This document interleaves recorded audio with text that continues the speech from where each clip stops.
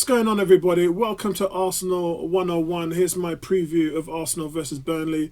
Arsenal looking to put behind them the disappointment of Liverpool midweek, which has actually seen the team not even score a goal in the last three games. As I said, 3 red cards, no wins in January. It's not been a great month. But when you look at Burnley, it's a game that they have to win. They got to win it because obviously they're in poor form. And then there's Burnley, who have only won one in their last 18 games. So when you look at that, it's just like, it's not a gimme. Nothing in the Premiership ever is. But I think with this game, you got to feel that Arsenal have to do their best to get themselves brushed off and get themselves sorted, get themselves back together again. I'm sure they'll be resting where they need to in terms of players like Odegaard, Smith Rowe and Tomiyasu, who've had a bad reaction to COVID. And for the ones that are just trying to sharpen up their fitness, I'm sure that those people are working hard to put together a game plan. But overall, guys, the team just look very jaded. So I'm sure that they'll be having massages, film room work and things like that in order to sort of kind of pamper down what they need to do and then come out sort of with some vigour against Burnley.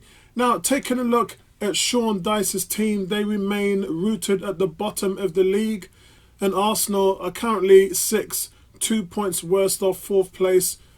And despite all the work that Arteta and the guys have put in, they still have admirations to finish in the top 4. And now for Arsenal, all of the cups are finished. It's boom or bust time. You have to get in now to the top 4 as a sort of a marker. That's your goal. And if you achieve 5th or 6th, then that would still be a good season. Top 4 would be a great season. So that's really how Arsenal have to define themselves now throughout here to the rest of the season.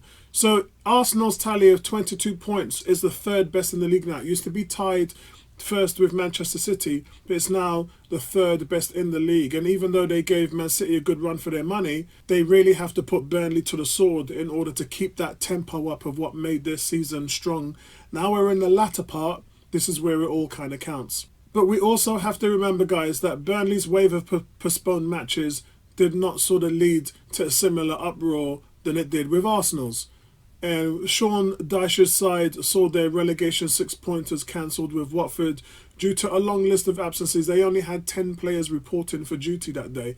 So how strong are they going to be on Sunday? I'm not really sure. I don't really know what that looks like at the moment. But I do know that they were definitely worse off than Arsenal were in the last week. So I'm not sure if they're going to come out with a few youngsters or if they're going to try and even get the game cancelled. And so far, this Saturday lunchtime, I've not heard of anything like that, any proposals to the FA to have the game cancelled. They've already had the Watford game cancelled, so one can say that the FA has already given them a bligh. Yeah, if it's very rare that we see teams just get multiple cancellations row in a row in a row in a row. Many eyes will be on Burnley to see how they can replace Chris Wood.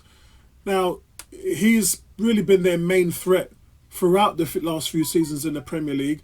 And if they don't get that right as striker, if they don't get the goals starting to come in, then they're really doomed for relegation. Because there's 2 things that's been keeping them up. One is obviously Chris Wood, who's been able to count in with some decent goals. And 2 is Turf Moor. The home form of Burnley is really the reason why they're in the Premier League. If that goes out the window, along with losing Chris Wood, then you pretty much are waving the white flag. That's probably how their fans are feeling right now.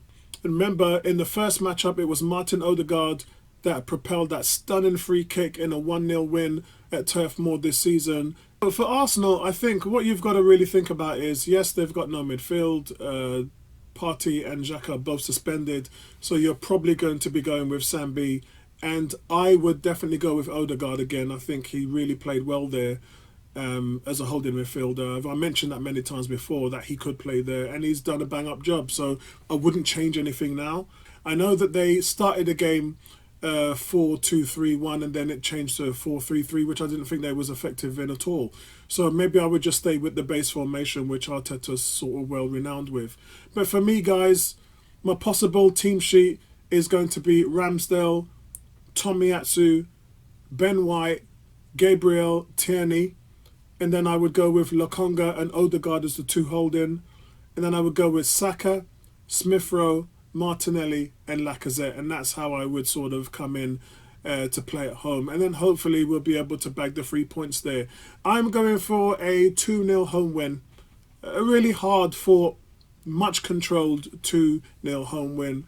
And listen, we really need this one, guys. I can't see anything other than 3 points.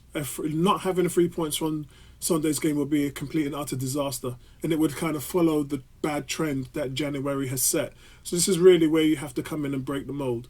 I'll speak to you guys soon, man. At the stadium. Peace right back out of you. See you in the next one, guys.